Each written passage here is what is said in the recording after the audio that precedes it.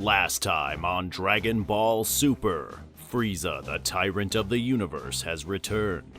Attacking both Yardrat and the Kaioshin world, Frieza and his men have left death and destruction throughout the galaxy. This culminated in Shin, Kibito, and the old Kai nearly dying during an altercation.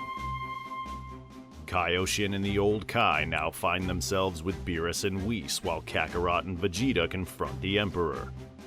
Thanks to their Super Saiyan Blue state, the two take down Frieza, but are surprised to find a new adversary serving under him. Paragus, a Saiyan from long ago.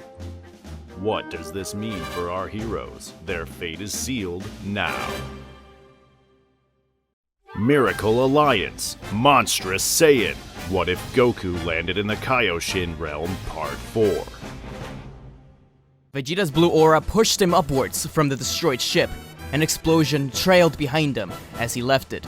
The gunfire did little to him, but it did allow Frieza a chance to recover and zoom towards the soldiers. Frieza reverted back to his final form, sitting down on his chair. As he sat down, a large man stood next to him, throwing a defeated Kakao on the ground.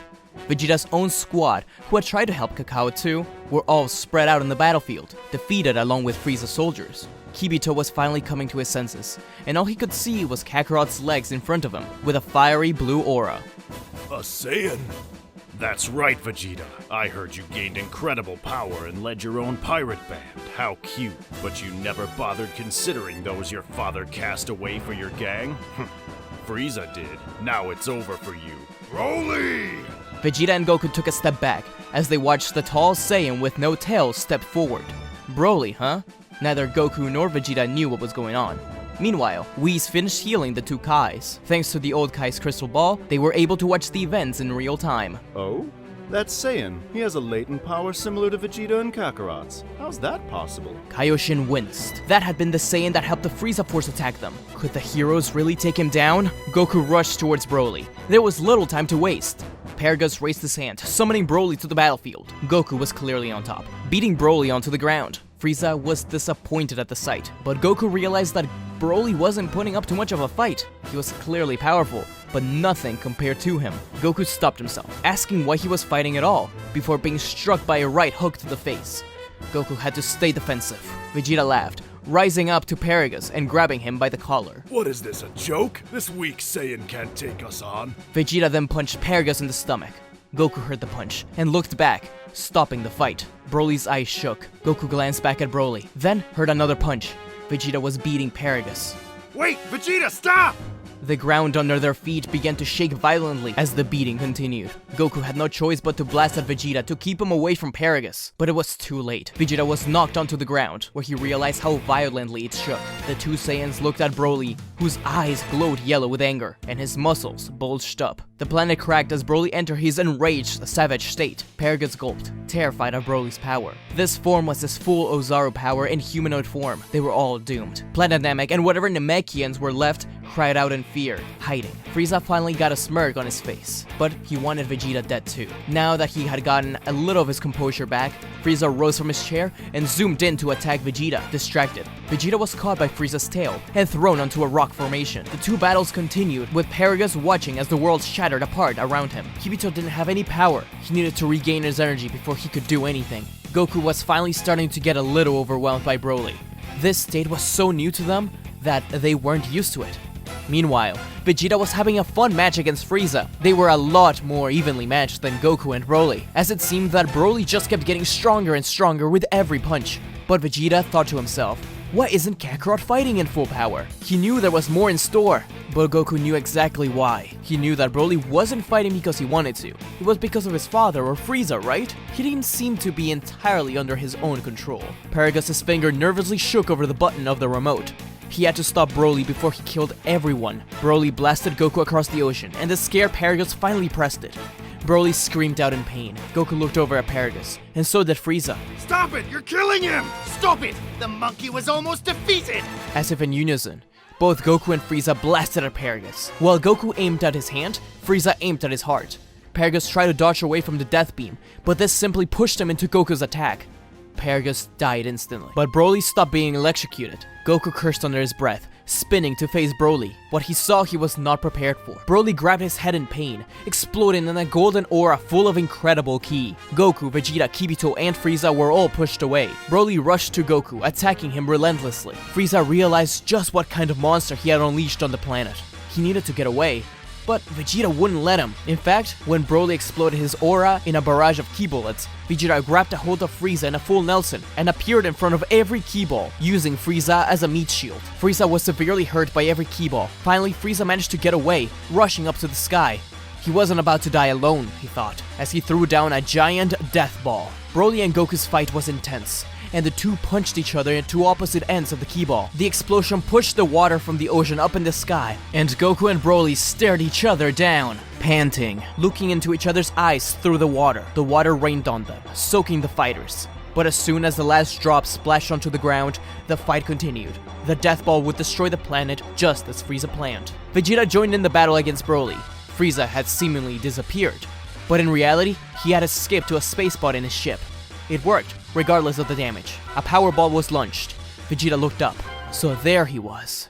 Vegeta got ready to blast it down, but Broly grabbed Vegeta by the face and smashed it against Goku. Frieza escaped, and the Saiyans were doomed. Or so he thought. After all, Goku can teleport freely, but with Broly beating on them, he couldn't just do it easily. In fact, their power was running out severely low because of how much damage they had taken. Why isn't he using his earrings?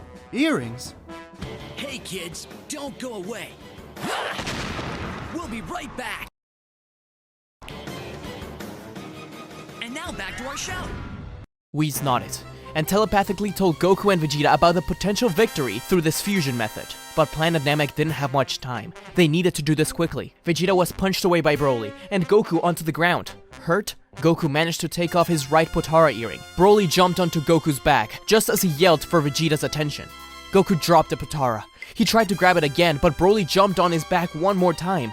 This time, the Potara flew out of his hand and onto the lava. The old Kai yelled out a defeated no. Goku too got a tear in his eye. He had failed to protect the universe he promised to. Frieza was free, and they would all die to this monster. Vegeta's hand was shaking, as he had seen the Potara fall into the lava. He of course didn't want to fuse, but this was their only option. But his name rang on his ear. Vegeta turned to meet the eyes of Kibito down below. Kibito threw something at Vegeta, who caught it gracefully. It was Kibito's right Potara. Since Goku and Kibito both had an earring on the same ear, they wouldn't fuse. Kibito took off his other Potara, so Vegeta's would be attracted to Goku's. Kibito smiled, nodding at Vegeta. Vegeta hurried and placed the earring on his ear. Just as Broly jumped one more time on Goku's back, a white light flashed and Goku's body slid off from under Broly and towards Vegeta's.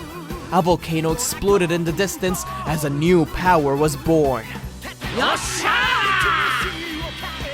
The fusion smirked, staring down at Broly while standing with his arms crossed.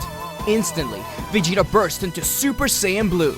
The battle begins once more, and the heroes finally stand a chance. Vegito launches a barrage of kicks against Broly, who manages to catch one of them in the middle, throwing Vegito down. However, on his way down, Vegito points his arm out, unleashing his ki blade and piercing through Broly's arm. The fusion spins gracefully as he lands on the ground, slamming Broly down with the blade. Kaioshin realizes something. There are still some soldiers and Namekians, and some of Vegeta's squad alive on planet Namek. They had to save them. He was really the only one who could help though, so little by little he teleported over to Namek, grabbing whatever person he could lock onto and taking them to Beerus' planet. Beerus hated the idea, but he was too engrossed in the fight to care. Broly opened his mouth, firing a ki blast cannon at Vegito. The fusion, however, split himself into two, then four. The blast didn't hit any of them. Instead, they all rushed down to Broly, firing a ki blast through their fingers. From every angle, Broly was overwhelmed, and he expanded his aura to knock Vegito away. In the process, the aura managed to catch Kaioshin by surprise, who had just teleported back to save someone. Kaioshin was knocked out instantly, blown away against the mountain. Beerus was getting nervous, but it would take too long for Whis to take them there. What could he do? As the battle against the fusion continued, there was times where they would disappear and reappear in midair, as if facing through space and time.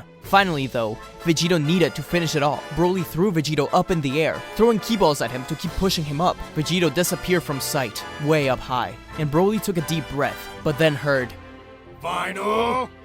Broly looked up. It was Vegito coming down like a missile, hands cuffed and full of blue and golden energy. Kamehameha! Broly and the whole plane he stood on shattered into pieces as the two Saiyans defused into Goku and Vegeta. The two continued to fall, powerless.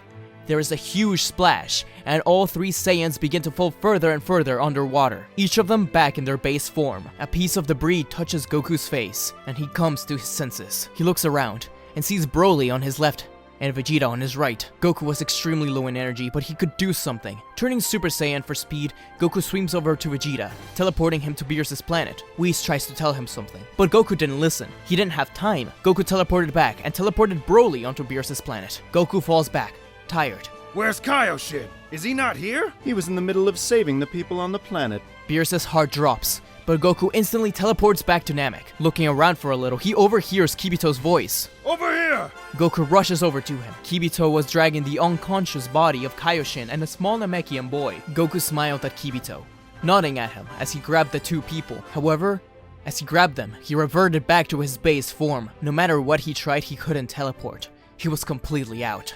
Kibito gulped, then looked around. He knew what he needed to do as he placed a hand on Goku's shoulder. I'm really proud of you, Kakarot. You taught Shin and I a lot. Now it's time for me to pay you back. Goku felt a flash of ki curse through his body, enough to teleport himself and two others away. Kibito falls unconscious. Goku realizes what he's done. He gave all his power, all that he had left, to Goku so he could save the Namekian and Kaioshin. With a heavy heart, Goku teleported to Beerus' world once more. Quickly, he dropped the two and ran over to Whis. Please, I don't have any energy left. Give me some. I need to save Kibito. But Namek, Please. Just as the angel healed Goku, he saw a flash of light cover the inside of the old Kaioshin's crystal ball. And then, nothing. Namek was gone. Many people were dead, and Kibito along with them. Goku dropped to the ground with his aura bursting open and a silver flare punching the ground over and over again. Whis was forced to chop them in the back of the neck, knocking him out. It was over. The battle was done, and the Namekians were left without a planet. A bunch of soldiers without an emperor, and Frieza was out there somewhere. They all knew it. They needed help from others to deal with this, it seemed. Goku still wanted to help the Namekians, give them a new planet, revive everyone who had been killed by Frieza, and avenge them. Perhaps... Looks like your universe is in chaos again, huh, brother? Too bad my universe has half the Super Dragon Balls, or this would be much easier for you, huh?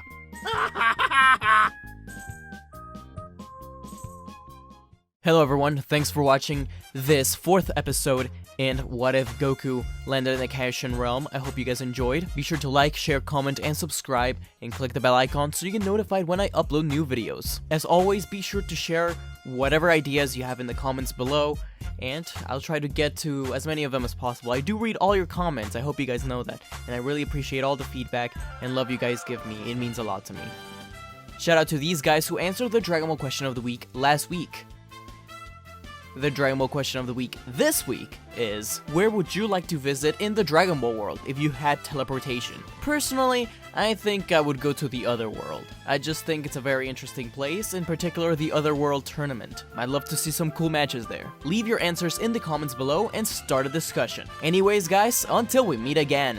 See ya! Don't forget to like, comment, and subscribe to Smugstick, unless you want to be destroyed. Lord Beerus, that's hardly fair. But also, don't forget to click the bell icon to get notified when he uploads new videos.